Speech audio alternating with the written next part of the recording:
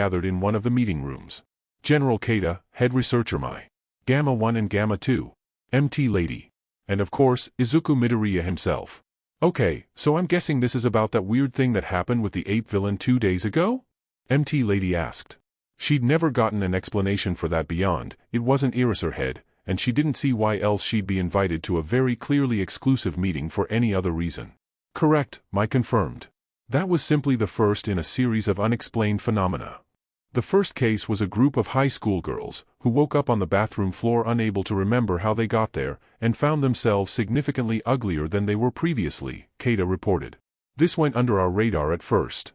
The police simply thought another one of the students did it, and continued to investigate the school with minimal effort, and no results. As time went on, more strange cases of people being altered in some way started popping up. We thought they were unrelated to each other, due to many of them being altered in different ways. Some people were turned hideous. Some lost muscles or even intelligence. Some people even lost entire limbs or their quirks. All of these cases showing up in the same city, and none of them getting solved, tipped us off to the fact that something was going on. When you captured that villain, we took a closer look at him. He'd lost access to his quirk factor, but it's not like his quirk factor vanished. It was being suppressed by another quirk. Mai explained. And the foreign chaos energy we analyzed inside the villain was full of negative chaos energy. Sin Shenron. Gamma 1 growled. Seriously, how is that guy able to just get around the country without anyone finding him? MT Lady asked. Tracking people using chaos energy signatures is still new. Let alone tracking someone made of negative chaos energy. Everyone constantly gives off negativity to varying degrees. So trying to find him is kind of like trying to find a pool full of water inside of an ocean. Mai explained. Not helped by the fact that Sin is most likely hiding deep underground, outside of the range of our scanners. But we're improving our technology bit by bit, and we should soon be able to find him once he pops above ground again. Naturally, we started analyzing every single person who'd undergone similar circumstances, regardless of the changes. And found that each and every one of them was under the effect of the same quirk. Keita continued. Once we realized this was all connected to something bigger, we, the Midoriya Foundation, fully took over the investigation, and soon we found a potential suspect. The general then pulled out a piece of paper and unfolded it, revealing a drawing of a man in a hoodie, with long brown hair, and bright green snake-like eyes. It's not a lot, but some people saw a suspicious man wearing this outfit, leaving the areas where these crimes were committed, at about the same time they would have been carried out, Keita explained. This isn't exactly a lot to go on, I know, but it's the best we've got at the moment. As for his quirk, well, we can only speculate as to what it does. From what we've seen, it has the ability to alter a person's body, and perhaps even their minds, as numerous victims were noted as having gaps in their memories. Given that he didn't seem to make any physical contact with the villain you were fighting, and we were unable to find any trace of his victims being touched in any way, it's likely he doesn't need to make physical contact with them. I would guess it's likely a sight-based quirk. Much like Eraserhead, but that's just an educated guess. Mai added. Also, any changes made by his quirk seem to be permanent. So far the effects of his quirk show no sign of wearing off over time.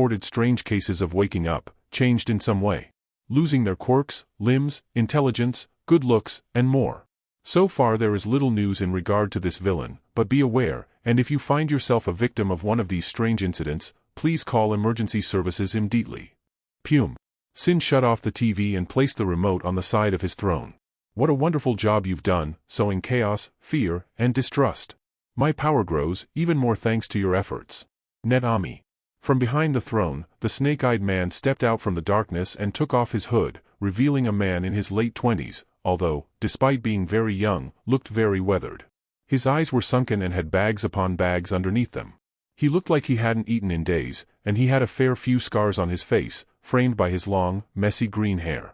Netami scowled. I do what I do in the name of justice. To bring fairness to an unfair world. Not to benefit you. And yet, your actions benefit me regardless. Sin chuckled. Still, you should stay away from sight for a while. You've attracted a lot of attention, and if the Midoriya Foundation manage to figure out where you are, you won't be able to fight them off by yourself. Netami's scowl tightened, his fists clenching so hard his knuckles turned white. Pa! When will we be ready to attack Midoriya? The only reason I'm even entertaining the idea of working with you is so that I can get my shot at him. Once all the sins have been born, and my power is at its greatest, then we will strike. Sin told him. For now, we must stay underground. But soon our time will come. Soon, a new age of darkness will rise. TCH, don't count on it. As soon as Midoriya falls, my eyes will fall upon you. Sin. Netami hissed as he threw his hood back up and turned back toward the darkness. And don't call me that name anymore. Netami is dead. I am the one who uses the power of darkness to bring about justice. My name is Envy. And with that, he walked into the darkness, retreating away from the throne room. Sin just sighed. Chunibus. And he wonders why he was alone for so long. A moment later, something changed. Not physically speaking. But Sin sensed something. Something familiar. A void of souls, bundled together, bound by a shared hate. He only felt it for a moment before it vanished. But that was enough. Sin smirked and stood up. Finally, I found you again, all for one. Chapter 354, A Truly Lonely Man.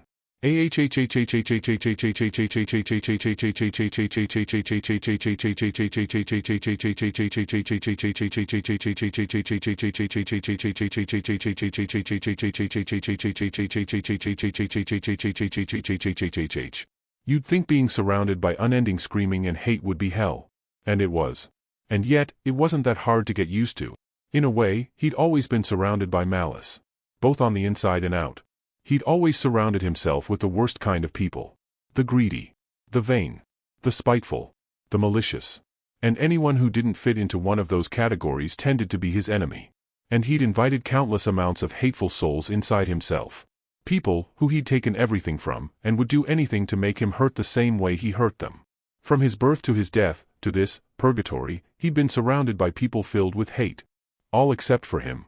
His first possession. His brother. It was so long ago. Yet he still remembered it so clearly. A time when his brother had clung to him. He hadn't had a choice in the matter.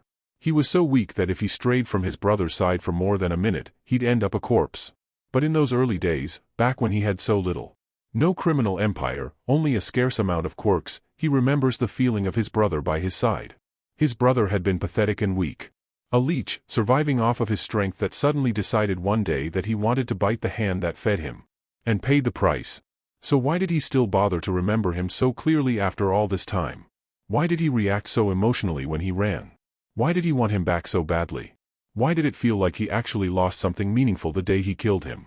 Something that no matter how much power he acquired, he'd never be able to replace? At least until he figured out his brother hadn't been as quirkless as he'd thought. Meaning he had a vestige. Meaning he could get him back.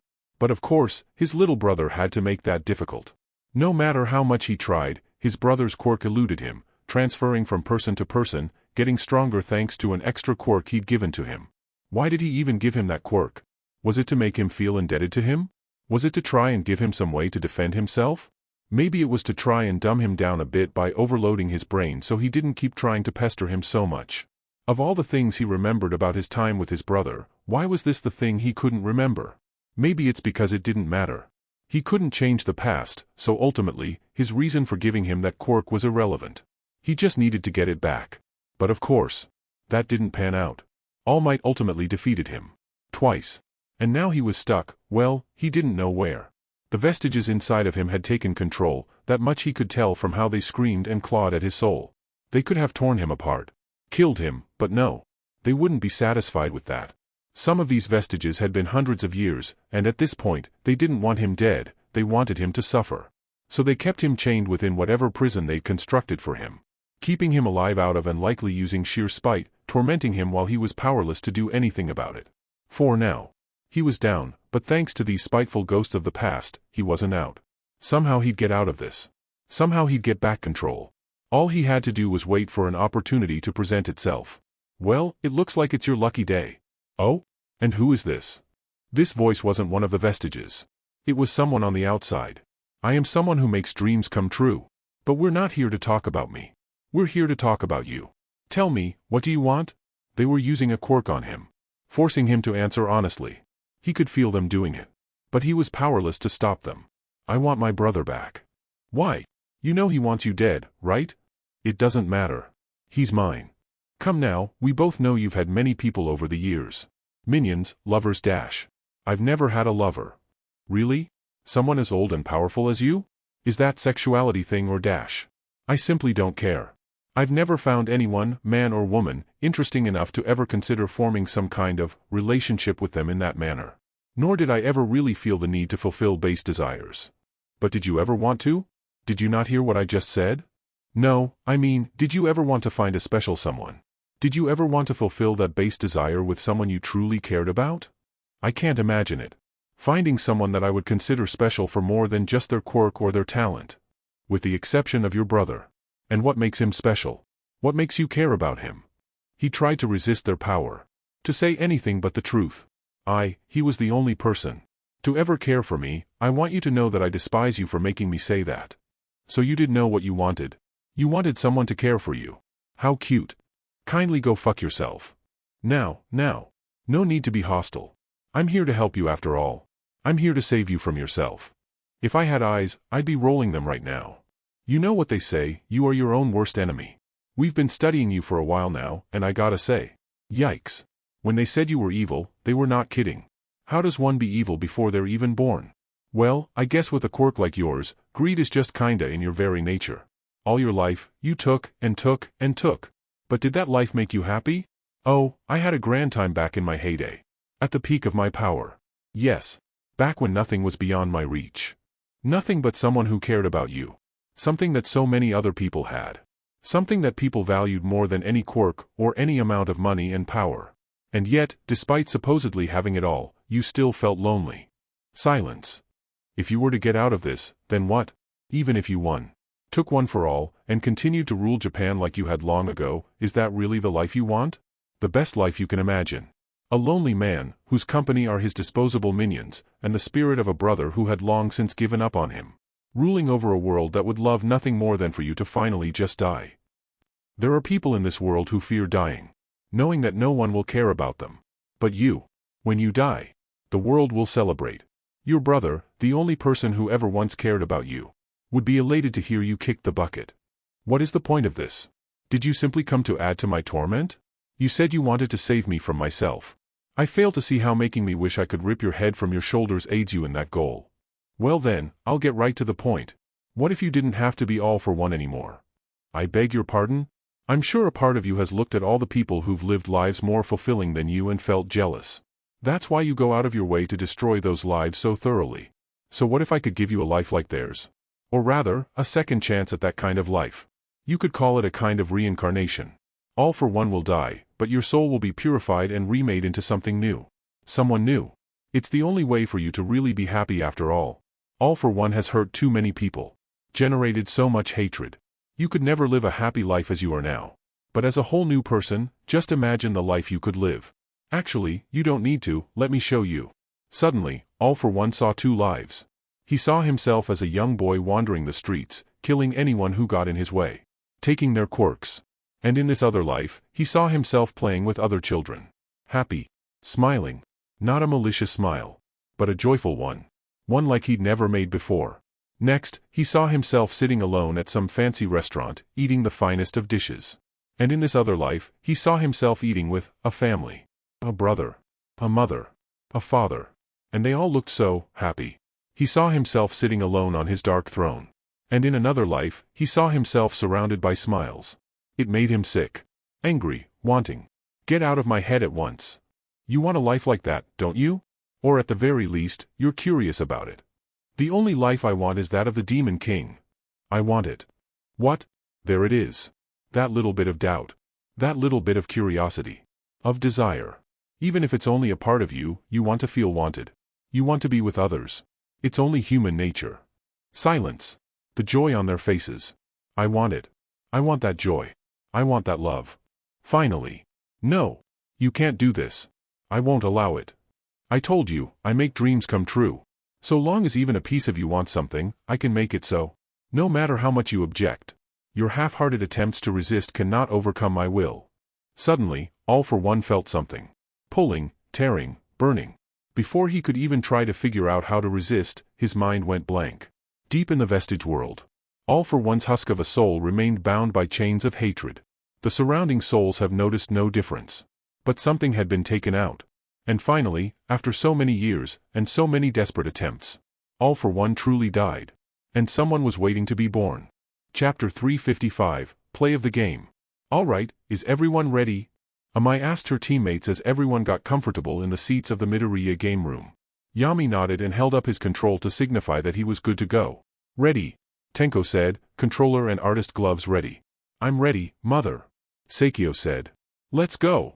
Ken added. Ko gave a thumbs up. Okay. For some Marvel rivals. Amai turned on the TV and booted the game up, and as much as hurt her, selected quick play. There was simply no way she could play ranked with these guys. Their skill levels were simply too far apart, and to be perfectly honest, if she lost ranked points because of these guys, she might say things she'd regret. Okay, I'm playing Human Torch, Ken said as he immediately selected his character. Ko picked Star-Lord almost as quickly. Tenko chose Hela, and Seikyo chose Scarlet Witch. Amai wanted to jump off a cliff. For Instalock DPS. Are you kidding me? If one of you doesn't switch, I swear Ilac. Before she could finish her threat, Yami pinched her cheek, cutting her off. Let them have fun. Yesh. I'm Swoy. Amai deflated. I could switch to Doctor Strange if you want, mother. Seikyo offered. Oh. Seikyo, my wonderful, wonderful daughter. Amai cried tears of joy at the sight of someone actually switching off DPS.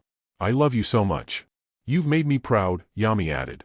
Seikyo tried to suppress the massive grin rising up the sides of her face. Well, it's the least I can do. Get a room. Ken groaned. And pick your characters already. Right, I'm not really a healer type, so I guess I'll be the second tank, Amai said as she chose Thor. Tenko, try to make sure we use our team-up ability as much as possible. I mean, I was gonna try and kill the enemy anyway, but okay, I guess. Tenko shrugged. With that done, Yami promptly selected his main, Ultron. Alright, 2 tanks, 3 DPS, and 1 healer. Not that bad, I'm sure things will go just fine. Amai told herself.